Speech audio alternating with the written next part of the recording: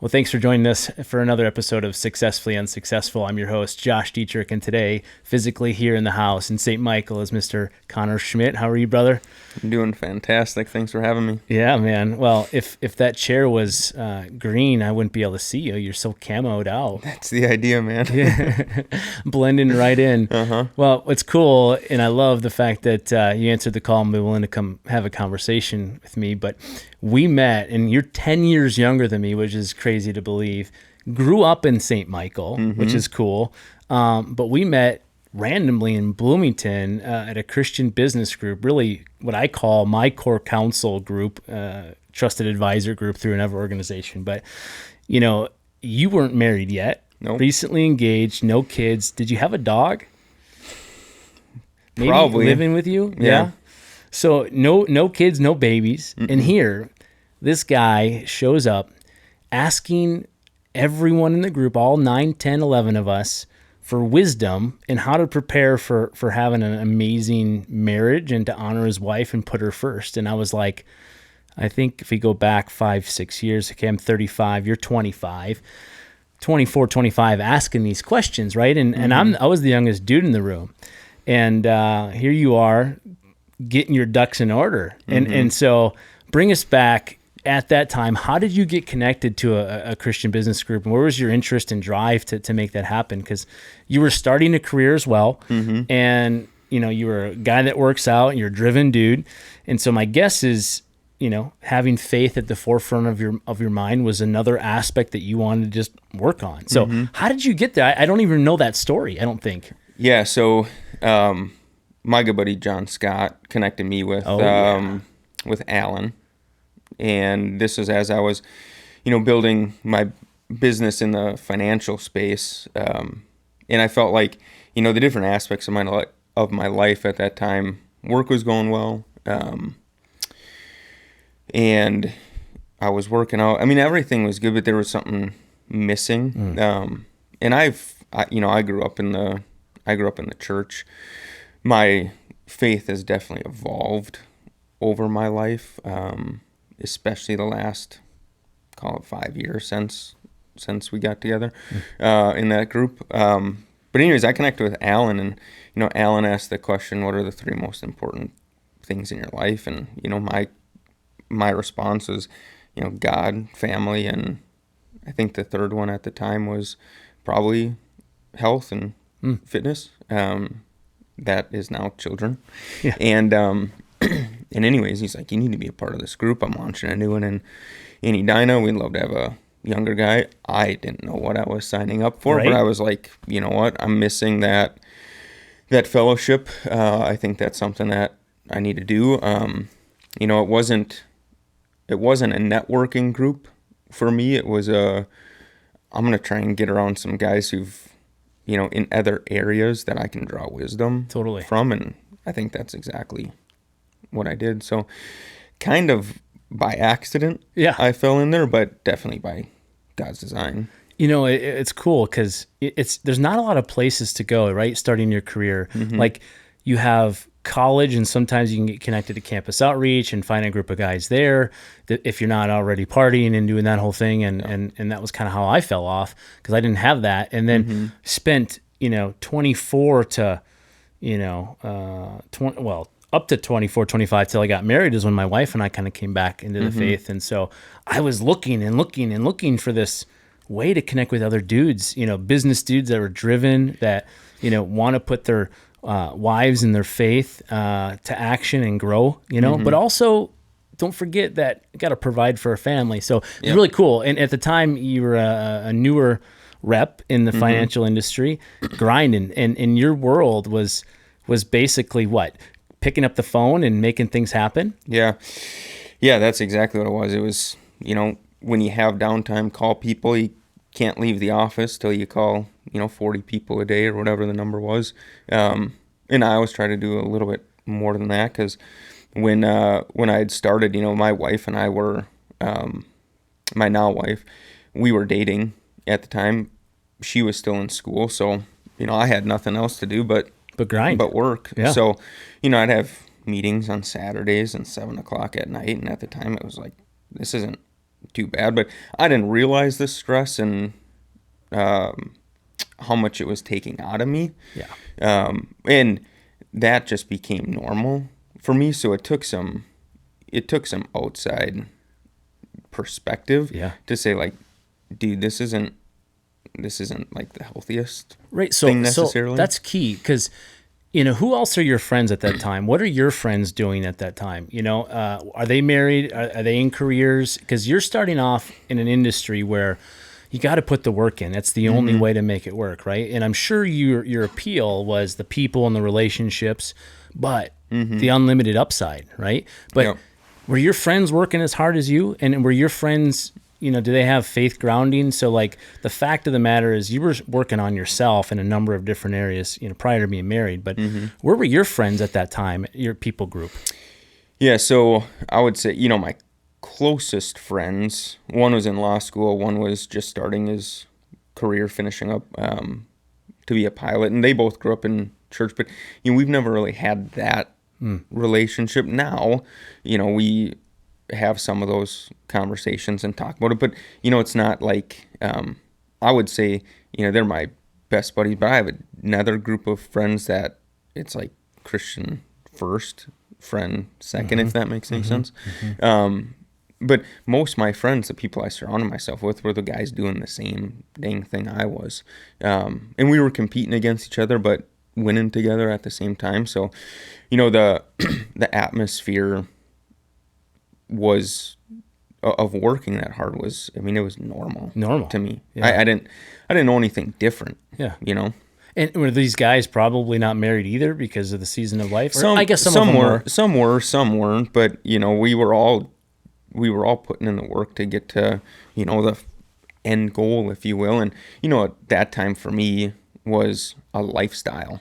And I saw other people at different companies, but in that business that were 40, 50 years old, that they could take time off and go to their kids' ball games and travel and do super cool hunting trips. And that's what I wanted, was to be able to be able to do that. And I'm thankful now that I've learned the lessons that I've learned, that I don't necessarily have to have all the fanciest stuff. I can do what's important to me, and I can do it right now when my priorities are straight. So that's so good.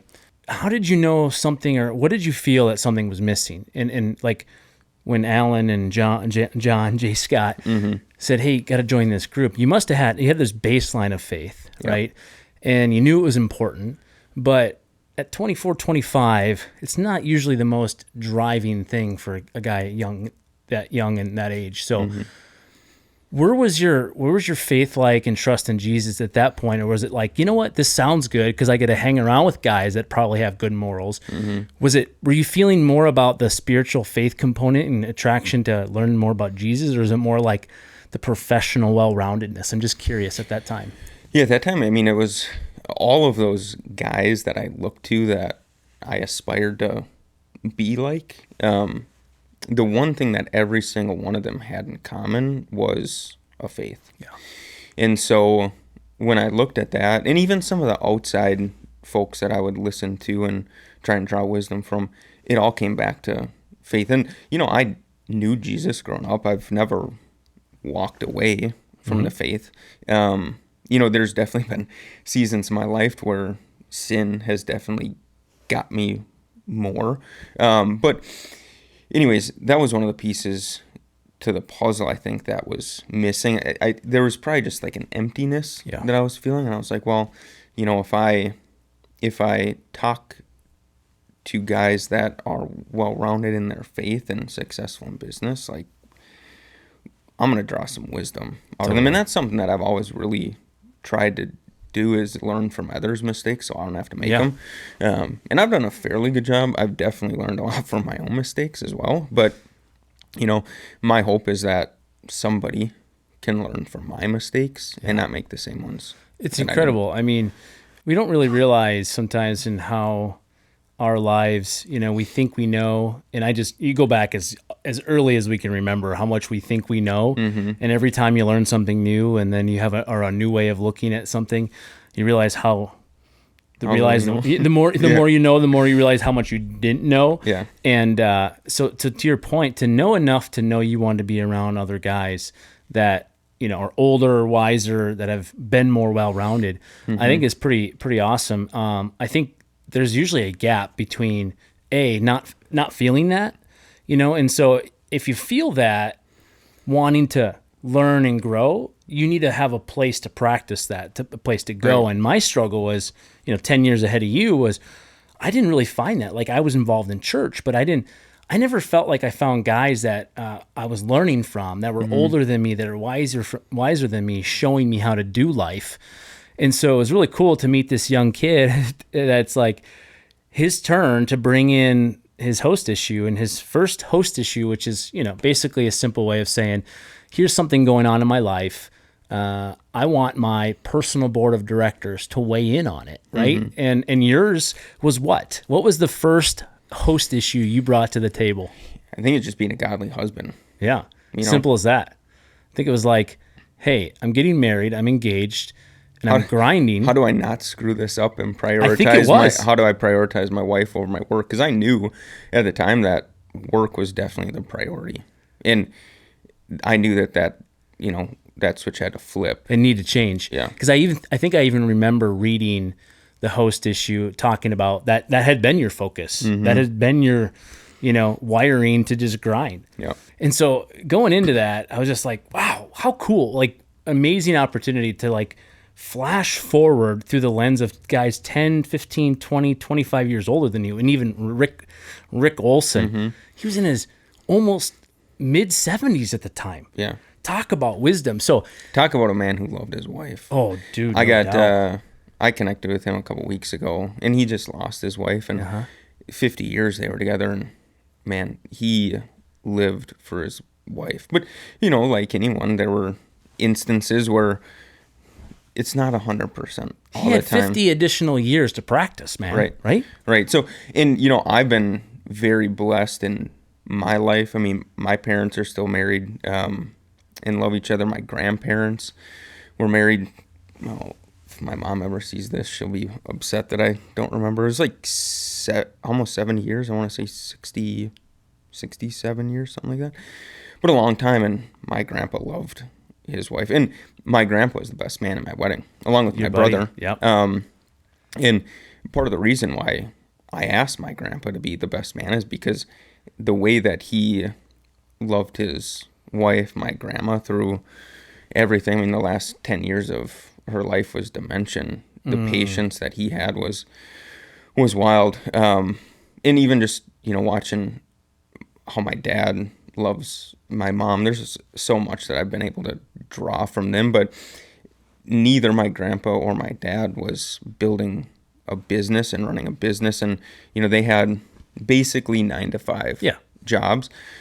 So I wanted to get around guys who their work was probably a little bit more demanding than either one of those two, and understanding, hey, what are the pitfalls that you guys have run into, and you have to probably manage your time a little 100%. Bit more than the examples that I had growing up. Yeah, it's true. And you're right about that. And I think that's the struggle when you think about a professional, like when your job is sort of at least show up, then you're like, well, at least I can control what happens to somewhat, degree from 9 to 5. But you can leave it at 5. You can. It doesn't go home with you. You're not thinking about answering emails or someone backing out of a deal at 9 o'clock at night and 100% not sleeping because you don't know if you're going to get paid next month. And I've been there, and I know you have too in that industry, right? And what does the stats show that like you got to make it 7 years, and if you make it 7 years, there's a high probability you'll stick with it. But getting to that 7 years has a high turnover. What, 70%? I'm sure it's ridiculous. I would suspect it's probably in the 90s. Yeah. I mean, I looked at it even going, oh man, I don't know, like upside great, but like the grind. So, but did your grandfather, shifting gears back to where we were at, and your father, how did they set the example from a faith standpoint? So that you mentioned that they love their wives, which is great, and love is the number one sort of attribute of Jesus, right? And if we have the fruits of the Spirit, love, joy, peace, patience, love is number one for a reason. So, but from a faith standpoint, you mentioned before sort of growing up, with some faith, but maybe it's evolved significantly since, being 25. How did you see that play out and as a priority for your father and your grandfather? That was something that I probably didn't even know what I was looking for at the time. My grandpa was a Catholic. My grandma was a good Catholic. She went to church every Sunday. And I would say that's probably something that I will do different with my kids, is have God more involved all the time. When I grew up, I know my parents believe and love Jesus. They go to church every Sunday that they're in town, but I don't recall really any conversations that I had with either my dad or my grandpa that were like pivotal faith conversations. So, like my daughter, she's 2, and every night when I tuck her in, say the Lord's Prayer to her. Every time before we eat dinner now, we pray. It's so cute. When she sits down, she'll fold her hands and she babbles now. So she'll babble during grace, and then, we say amen, and she goes amen. And it's pretty cute. So, to have my kids grow up and know God from a young age and know that they're gifts and they're blessed, and that's something that I strive to do a little bit different. Yeah, I agree, man. And I look back at my childhood, and it was a huge blend of all the above, meaning, we're all broken. We all fall short. And my parents, were the first of both sides, mom and dad, both sides, that were leaving the Catholic Church.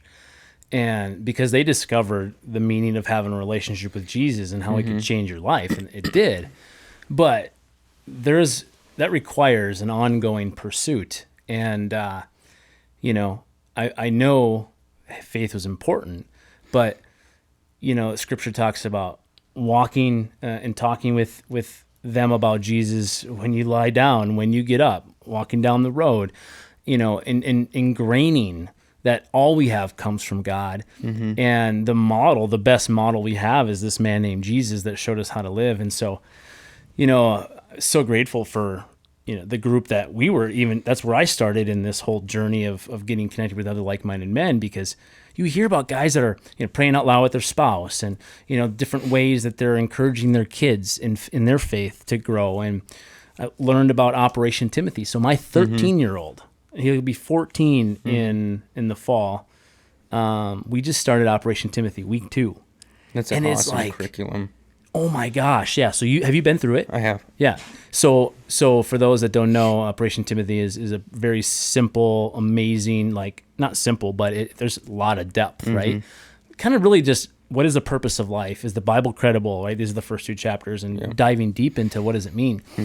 And so, my kids have been going to church for a while, their whole life, but to have their dad have these conversations, I didn't have that. And so I know what you mean. And it allows us to, when I step back, and how do we want to raise our kids? What kind of kids do we hope that they grow up to be as adults, and, teach them in the way that they should go? It's biblical. And I think it's so important now with where our world is at.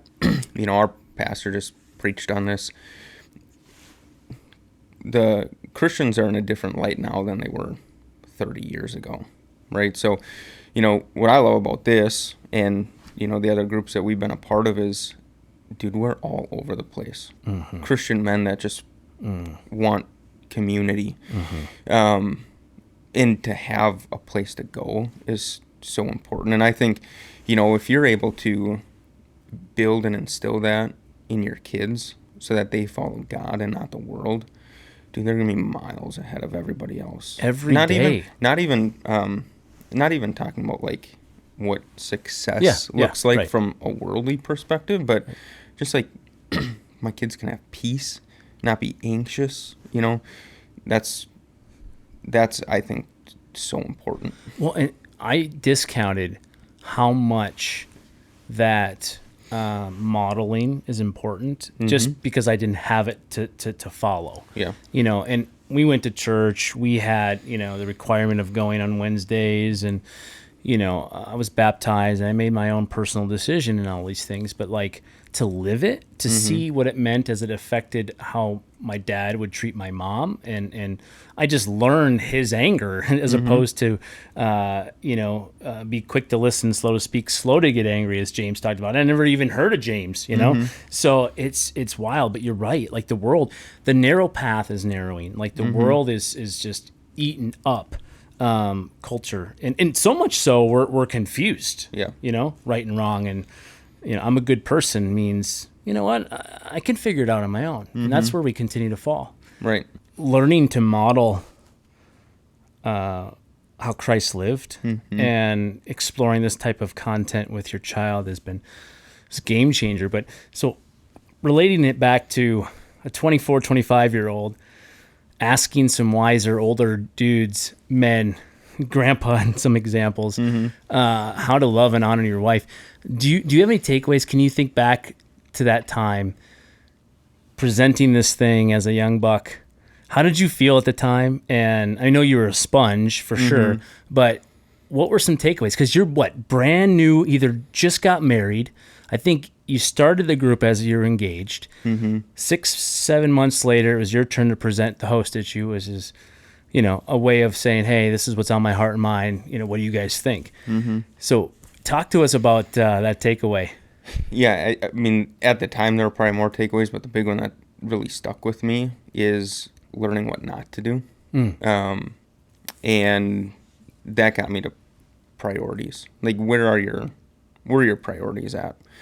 And you have to prioritize your spouse over your job, And I think some of those takeaways have got me to where I am today, especially how I think and view different things. I mean, my priorities, like I mentioned when we were chatting earlier, was, God number 1, my wife number 2, kids are number 3, and then work is number 4. And it's one of those things where, work is important.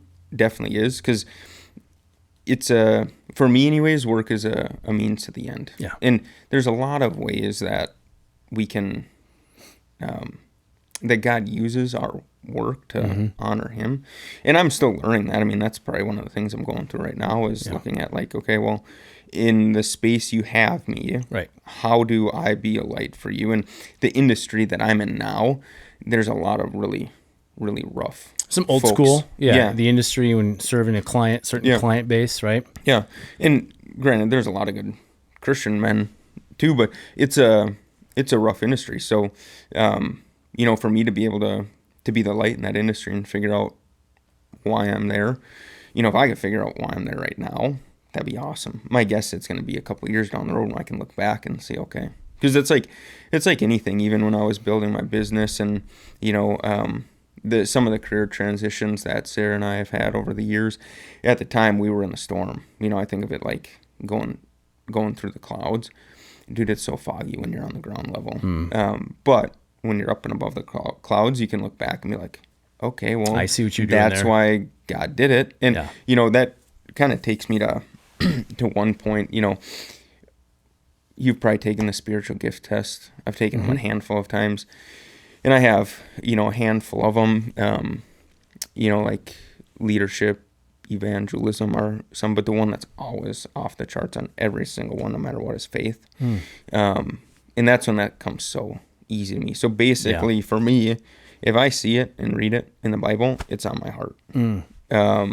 And so I don't have to do a whole lot of work to trust in God. I mean, he's come through so many times where now it's like the most recent example is our move down to Webster. And, at the time, Sarah's all stressed out. Me, I'm like kind of stressed out because, we did a lot of stuff in a short amount of time. I mean, I had a Ironman that I was training for that was in November. We listed our house for sale in Shakopee right before my race. So I was finishing the basement off and I had a lot of work to do. I was working my full-time job we also found out that she was having our second kid. So we had a lot of stuff going on, and we closed on the new house like 2 weeks after we got back. Then throw in Thanksgiving and Christmas and all the travel. Sarah was so overwhelmed. And I was like, it'll work out. Yeah. It'll work out. And, we owned both homes for 2 months, closed on the Shakopee house in February. The check hit, and in March we only had one mortgage payment again. So it was one of those things where through the time Sarah was like pretty stressed out, and I've seen God come through so many times where it's like, dude, it'll all work out. Just sit down. It'll all work out. We prayed about this. We felt good about it. Yeah. And at the end of the day, when I look at it, it's like, what's the real consequence? Right. Like, if I lost everything, right, I still got you. I still got God. Yeah. I built it once. I can build it again. It's at the end of the day, none of it's ours anyways. It's all going to be gone. So, I have a lot of peace in knowing that all I really need is my family and God. And that's huge, man. And I think, such good words to think about, because I think you probably have now too, I'm guessing, being in a new role, especially being able to be more strategic. I mean, that's your role today, right? And being able to think back more like a sniper rifle, and being able to go at it in a way that's very intentional, right, as opposed to, I think so many people get stuck in the front lines of the shotgun and the, whatever weapon you can grab to just, take down what's in front of you. And I think the struggle is often in the habit, when you're not rooted and grounded and have big faith, is to grab whatever you can, to hold on. And I'm with you on this, because we had a season when our first kid was born. It was a cyst on his lung. It pushed his heart over. And our first kid, and you read about like the surgery potential is literally opening up and going in to operate on him while he's in the womb. I'm like, what? Like, she's freaking out, and I just had this underlying faith, but, and it's not my top spiritual gift, but for you to have that mindset, I think it's huge, and not to take advantage of that, but the reality is it comes easier for you. Right. And on the flip side, I think don't discount that, because as you're talking to clients, and this is kind of full circle back to work as a form of worship, right? If you think about, look at the GDP that we have in this world, in this country. It comes from what? Individuals that are showing up with whatever gift they're using or skill, some natural, some less natural, some our passions get to play into that, others not as much. It's more of a grind.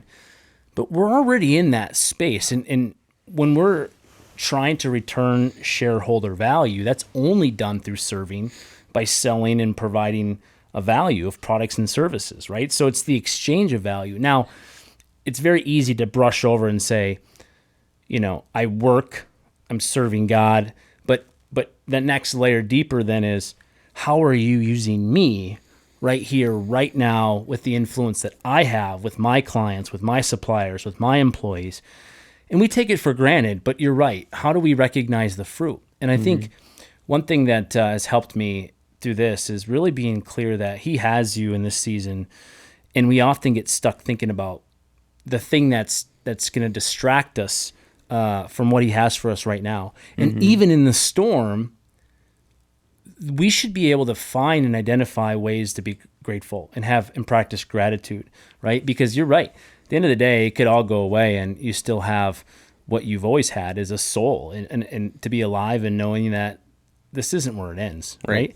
So, actually, him, Jared. It was really cool to hear of a guy that we mutually know who talked about, being able to get to a point where he could pray with his clients, right? And so that comes from just being vulnerable and being willing to lean in. Right. And so those opportunities, while we go, that's like pushing things on people. No, it's literally wearing your heart on your sleeve, being willing to go to a place where, when you screw up, own it. When you have the ability to do something, more gray than others, own it and do the right thing every time, right? And those are the basics. But like, what is the what is the ultimate heart and mindset that you bring with you wherever you go? When you talk on the phone, when you talk to your boss, when you talk to your team, when you're having lunch with them, is it positive or negative? Because this is what gets me. Like, one thing to quickly identify that there's not a Jesus follower around you is if everything is a complaint. Yeah. You know what I mean? So how do you feel like with that? Where are you seeing fruit? Because you're right. You probably look back and see something more monumental, potentially. But where do you feel like you're wrestling with how you could be used today? I mean, you got colleagues and customers and suppliers and people, but do you see that? Yeah, I think where I probably wrestle with it the most is being more bold and outspoken. You know, I'm not one to go stand out on the corner and preach. Yeah, but if I'm anyone with you there. asks me, I mean, I'm not afraid to back down from what I believe in. Right. And it's a lot easier for me to. Let me see. I never argue a point unless I know I'm right. I won't argue it. And my wife knows this, and it bugs the, what out of her. She's like, you're always right. I'm like, well, when I don't know, I say I don't know. Yeah. But if I know I'm right, I'm gonna stick by it. Yeah. And with my faith, I know that I'm right. Yeah. So I won't back down from that. But I think for me, there's more that God has for me if I'm more open to share with people. And I have part of me is wanted to take a kind of a passive approach, but I think that's a lie the enemy's telling me, where it's like, well, just live a good life, and then people will eventually talk to you. Dude, if there's one thing that I learned in the financial business, no one's gonna call you. Like, no one's gonna pick up the phone and ask you. And I think it's similar with faith. Like, sure, you might have someone ask here or there, but you have to go out and find them. And I think that's probably the one thing I wrestle with the most is how I go about doing that. Yeah. And I've started, when I got hired at my current company, one of the gals that I was interviewing with, she was a director of sales. It was like my last interview before I did or didn't get the job. And she alluded to different blessings in her life. And I asked her, I was like, how does faith play a role in the company? Like, is it out there? Is it not? Because, when I was talking back to John Scott, he's like, wherever you're at, like, you guys have to be equally yoked, your employer and you. Otherwise, it's not gonna not gonna work well. So I wanted to make sure, like, I didn't have to change who I was, and I haven't. But I asked her about God in the interview. We talked about our faith, and she's a Christian. And after I got hired, she told me that I got the job because I was open and asked her about that. And wow. Since then, we've started within just our aftermarket group an email chain of a bunch of believers that are on it, where it's a place to say, hey, pray for so and so, or I got this going on, or share words of encouragement with other colleagues in our group. Yeah, so that's neat. Part of that spurred. I didn't do it. She did it, but she did it because I asked the question, and my questions pushed her. So I think back to your original question, it's just being more open and looking for the opportunities. Is being intentional, right? And Yeah. I think if it's laid on your heart, and you kind of sounds like you're already kind of processing it, but Lord, give me the opportunity to share. And I think you said something key, that the struggle is outside, standing on the corner with a sign isn't doing anything for anybody. In fact, it's the opposite, right? Mm-hmm. And I think the flip side of that is the circumstances you really wouldn't picture are, how do you operate under pressure, right? And the analogy I heard someone say recently is pretty awesome. Like, imagine toothpaste and you're under pressure. When you squeeze a toothpaste tube, you're expecting to have toothpaste come out, right? But if you're squeezing hard and all of a sudden ketchup comes out, it doesn't make sense, right? And so as believers, the fruit is the byproduct of which the Holy Spirit's at work in your life.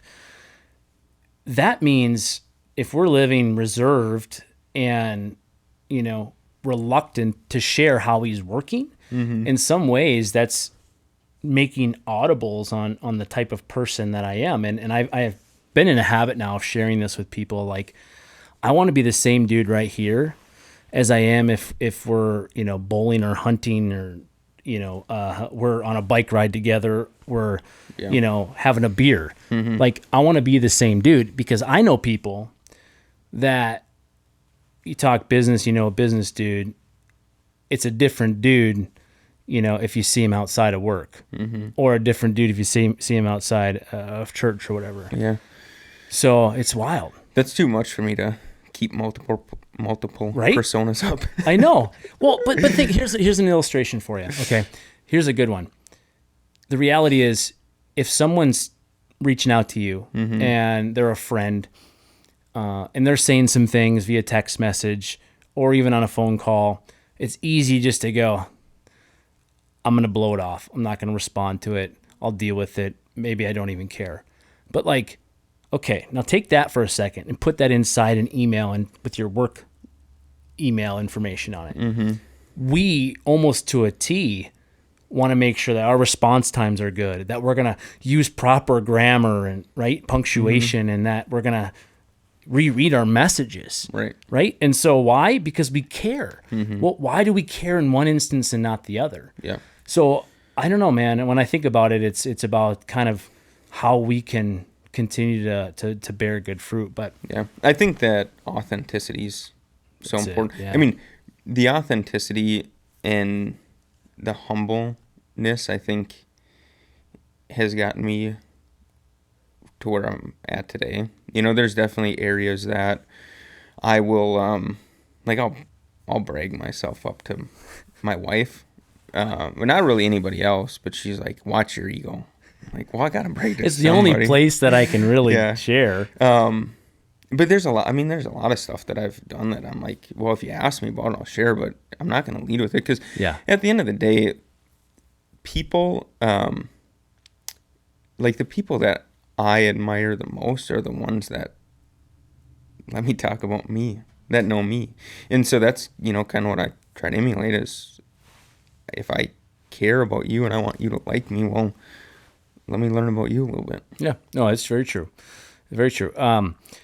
So shifting gears back to where we were, and I think pretty much going into this aha moment of wisdom, the takeaways were how to prioritize, and how did that actually reset your mind going into your marriage as the grinder you once were and was at the time, to a shift in focus and way to balance how that really needed to play out? Because it's one thing to know, and say, my God's first and my wife's second and my children are third, and then work is, it's easy because I've said it and not practiced it too many times. But you and me both. Yeah. So how did you see it play out, though, truthfully, coming into marriage with that?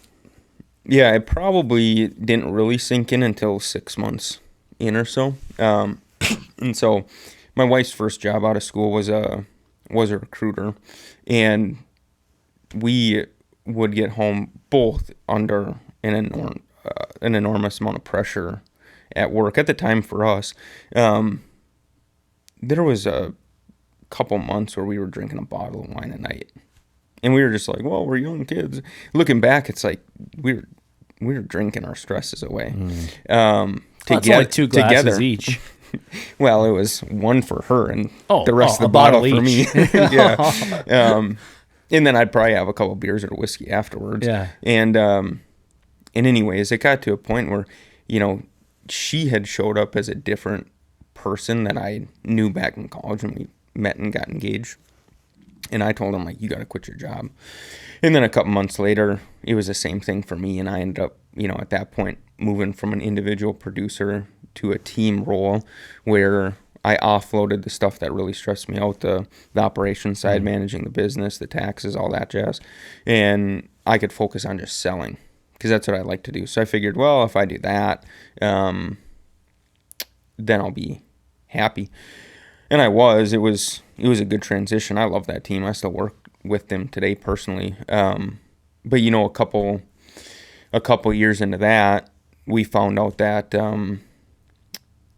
well, before I get there, when I was talking about making that transition, we sat down with my managing director at the time, because it was a big deal to give up my individual contract. And Sarah and I never really had a conversation one-on-one, like heartfelt. It was more so surface level, like, I think this would be good. If you don't want to do that, I support you. We got in there, and I forget what the question was, but Sarah just broke down crying, which made me emotional as well. And she's like, he's not the same person. He doesn't show up at home the right way. He's stressed out. And it was in that moment where I went back to that host issue, like, dude, I'm 6 months in, and any normal girl would have left me by now.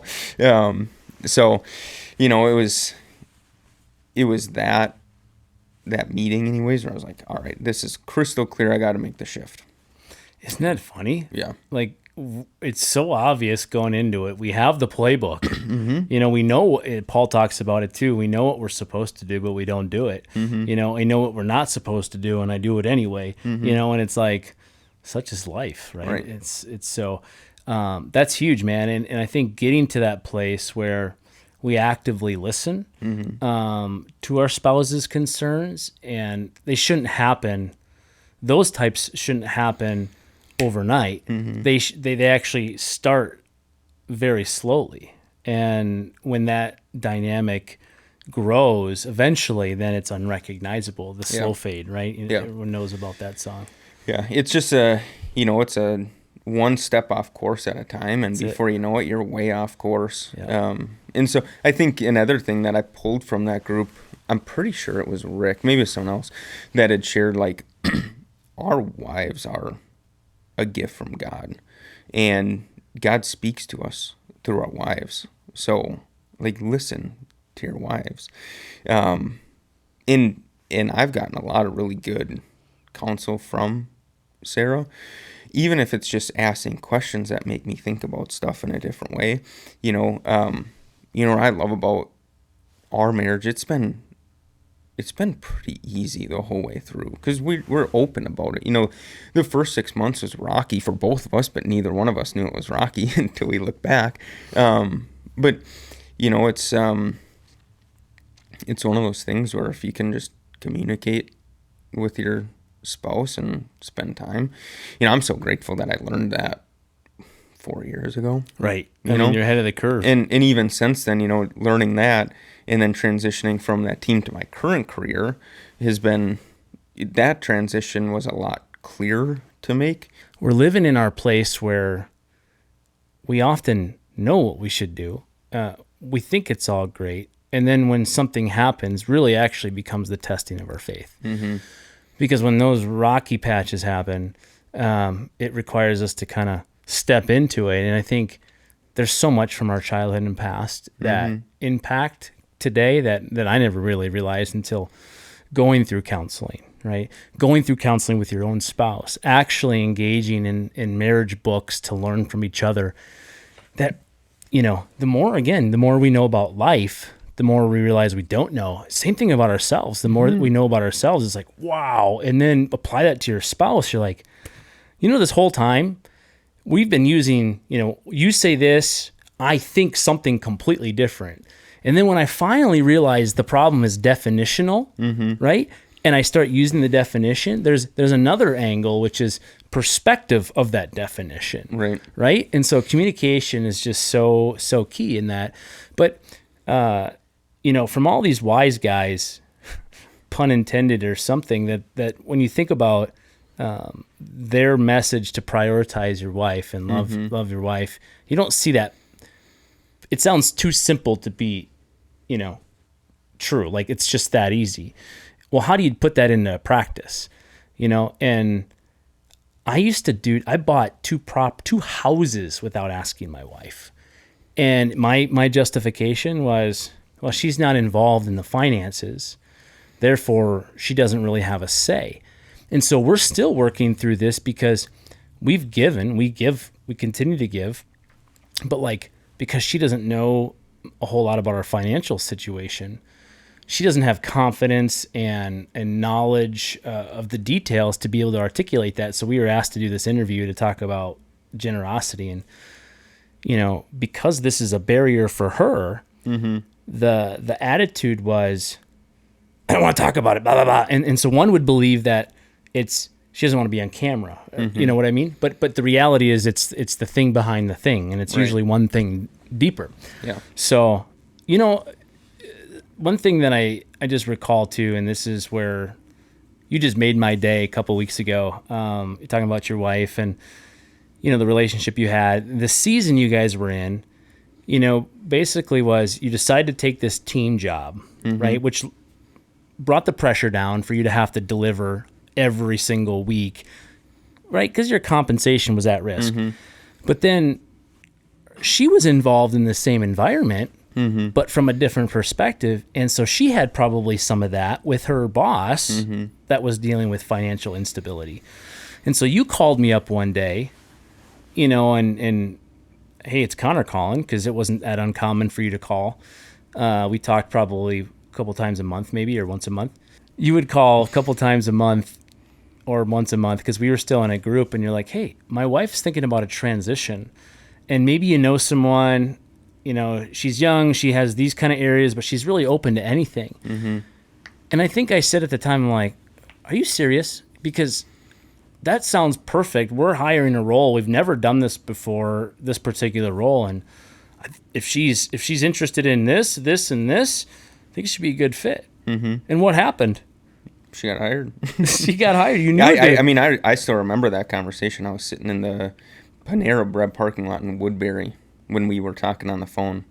And I knew you were well connected, and I figured, Sarah, fresh out of school, she had really no connections. I mean, her mom was a stay-at-home mom. Her dad worked at the same company forever. Oh, wow. And he was in accounting, something completely different. So, other than a couple of her friends through her, it wasn't a sorority, her business fraternity at school, those were really her only connections. So, I was like, well, I got a couple people I can call and see what happens. And well, you were reluctant to do that at first. I was. Right? I was a little bit, but I figured, well, at this point, what's the harm? So yeah, I remember, I called you and said, hey, my wife's looking, if you have anyone that's, hiring. And at that time, I think it was like maybe 2 weeks before that, you had like written but not posted the job. And I was like, I think she'd be I think I sent it to you right away then. Yeah. So anyways, to make a long story short, she ended up getting hired, worked at BV for a couple of... About 18 months or something. 18 months, something like that. Through the sale, and developed a bunch of skills that got her to her current job. But, through that, the one thing that we've been really blessed, and, the reason why I called you was to thank you, because, her getting that job gave me the ability, now that we had some stability in her income, it gave me the ability to go out and do something a little bit different, and join the team. And then, from there, me joining the team provided her the opportunity to go to her current job, and now her current job provided me the opportunity to be where I'm at today. So it's been a kind of a yin and yang for the two of us, playing off each other. And, looking back, it's kind of funny, God's timing. Well, and that's it. And I just remember I was in a strip mall here in town, St. Michael, and you could smell the Pizza Hut, going through, and I was watching my kids taekwondo, and I remember pacing back and forth. And I'm like, are you kidding me, dude? I literally just wrote this job description. I haven't even posted it yet. Let me send it to you. And you're like, yeah, let me talk to her. And though she was interested, and we ended up making the offer, and I was like, wow, that was interesting. And she filled a really key role for the perfect timing. And like you said, like, some of the stuff you just can't make up. And you look back to how we got connected, and then that conversation that led this opportunity. 2 weeks ago when you called me, my hands were full. I had a Bluetooth thing in my ear. It was early in the morning because we were in California. Mm-hmm. And normally in my Yeah, it was probably before 7 o'clock. yeah, it was because you were driving to work. It would probably I think it was 8 o'clock Central Time or right, something like that. 6-ish. Yeah. Yeah, so I'm in the hallway. My key card's not working. My hands are full. I'm like, well, I can at least turn my phone on, talk with the earbuds. So I'm like, oh, I'll go down to the front desk and talk with Connor while I'm working through this. And, just, catching up, that sort of thing. But before we left, you said, the reason I called, I'm like, oh, I thought we were just shooting the crap. And you just said the reason I called is because Sarah and I, we're putting a bonfire on. We just moved. We're on this 10 acres of land, just looking back at how blessed we are and how we got to this point. And your name came up, and I just wanted to call and say thank you. And I was like, dude, like I got choked up. That doesn't happen. I mean, I've been known to shed a tear every once in a while, but when someone is really real and tells you the impact they've had on your life from, several years ago and prior, in the middle of this, you're already wrestling with trying to build something new, leveraging relationships that, you're just trusting God has in your life for a reason. And that week particularly, I just felt defeated. And I building this business that I'm working on, this coaching business, the mentor I have, the founder of it, said it's going to be harder than you ever thought, but it's going to be more rewarding than you ever imagined. And I remember feeling defeated, and part of the exercise was us writing down what we would say to ourselves through our training when this type of situation would come up. And, I wrote this thing down saying, hey, Josh, you believe you're called to this, and whether you impact 1 or 1 million, that God has a plan for this, and your job is just to be obedient. And so it's a reminder when you called me in that season and how you just shared how grateful you were, that every day we get back up, the impact we make in people's lives, in our own kids, in our spouses, in our employees, in our customers, and people above us, people beside us, in our communities. We don't know the impact and the ripple impact that will make. We don't know that. We know Scripture says one person will plant, another person will water, but it's God who makes it grow. And it's that's what our job is as people on this earth, is to continue just to be faithful and to show up, right? And when we're led to share.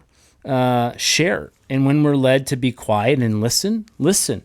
So I just was so blown away, because I probably would never have gotten that call. And then we end up leading to today. I mean, it restarted a conversation to get back on. So I know how moved I was. And I always go back. I walked back into the hotel when I finally got in. And this is what I always do, not to downplay our conversation, but I'm like, you won't believe who I just talked to and what happened. And she's like, now what? Right? Because it's like, I mean, one day, let alone 1 week, let alone 1 year, I'm a lot. Like there's always something going on. So she's like, now what? So anyway, so cool, man. I appreciate that a lot. And it was really a great encouragement. It put a little more pep in my step. So yeah, it was great. Well, I love what you're doing. So keep doing it, man. Thanks. And part of this, I'm curious to hear your thoughts, right? Like, we can probably all rattle off Gary Vee, right? And Alex Hormozy, and these guys that are highly influential, have a lot of great things to say. And I'm not pretending to be that their caliber in some ways, but I just feel like the world is the current pushing us. And what we have to say is, like, over there is a big box. It's maybe a treasure chest size of a box. And inside of that box is a whole bunch of gold. And that you hold the key, and that I also have a key, and your buddy also has a key, and we all have our own treasure box. And, like, the thing is, we're just refusing to go open it to realize the gift that's in that thing, that we can have it and flourish, knowing that Jesus is the Lord of our life, and he saved us and he changes us.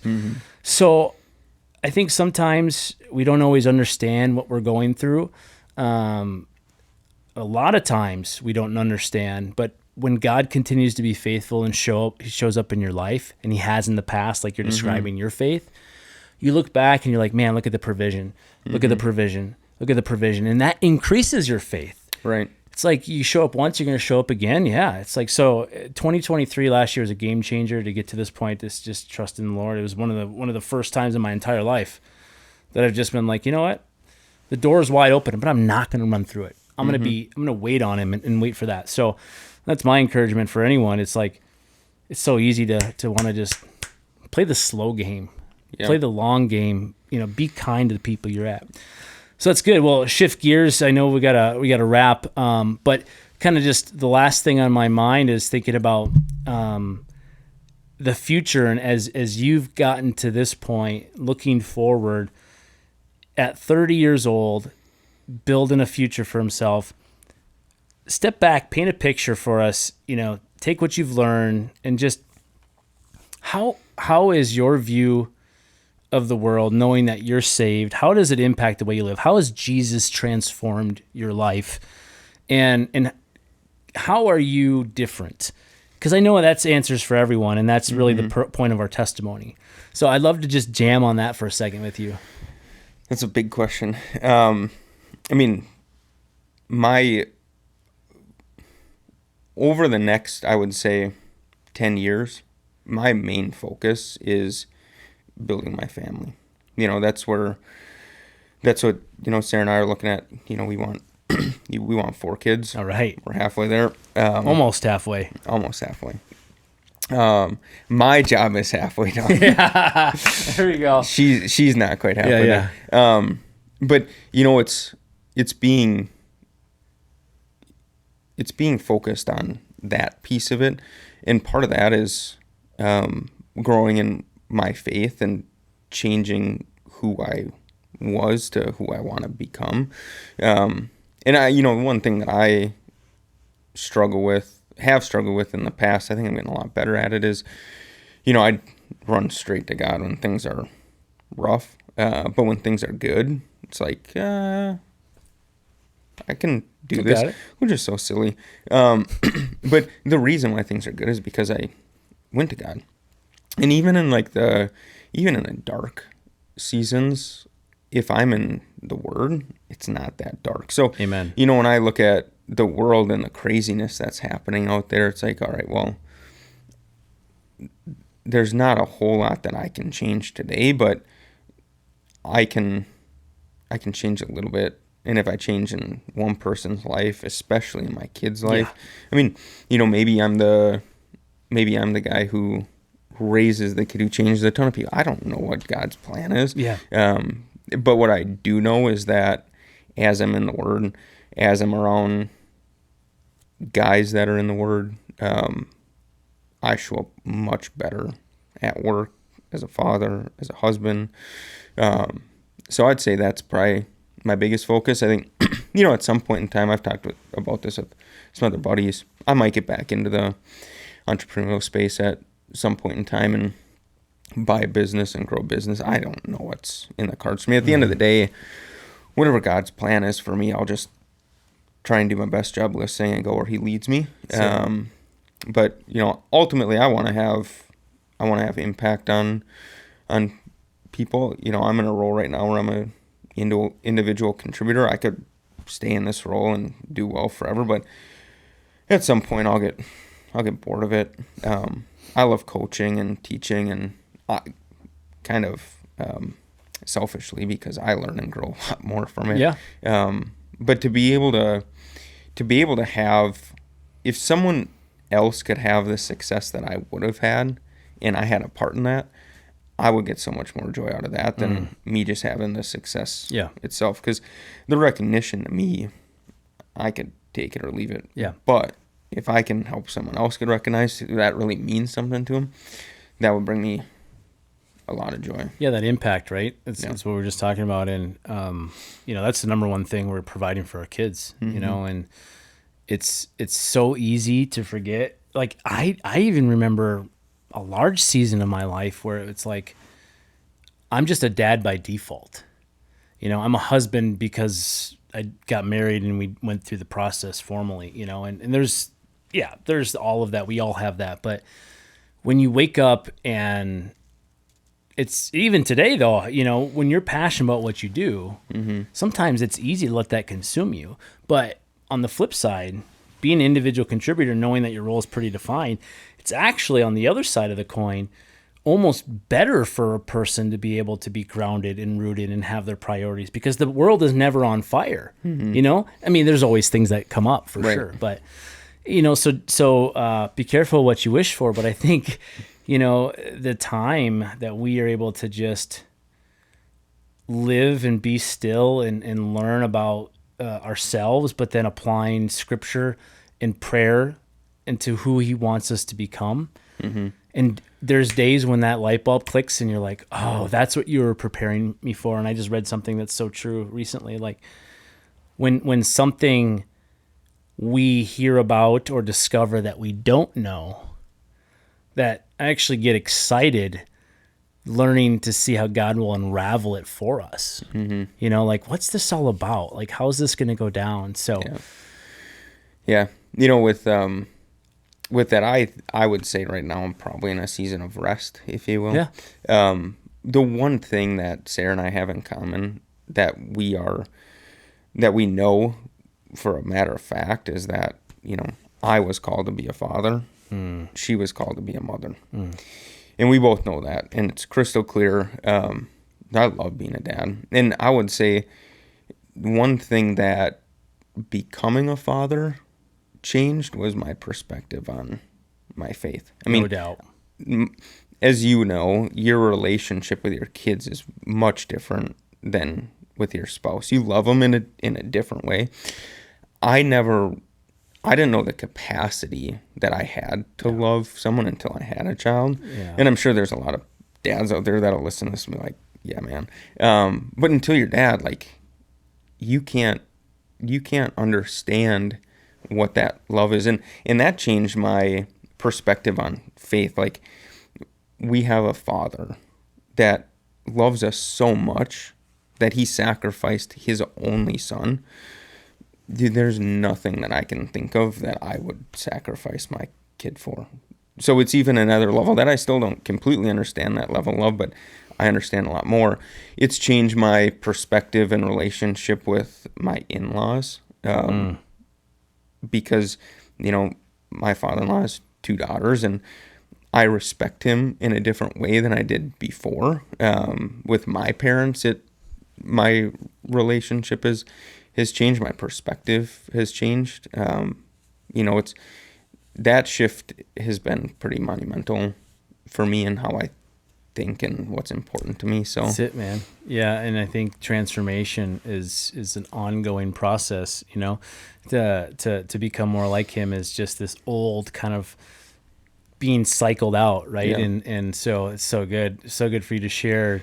And the wisdom that comes from the 30-year-old, oh man, if I could go back. But I'm no joke, dude. I'm thinking about there's seasons, leaving in the morning. You're leaving your family and your kid, and you're like, bye. There's this sometimes guilt, and you're like, it's a choice, or is it, right? Because we have to provide, and so the best is when you can find that, it's not going to unravel who they are because of what you have to do. And I still today am wrestling a little bit with this because I've gotten it narrowed down into the 8:30 to 4, 8:30 to 3 range.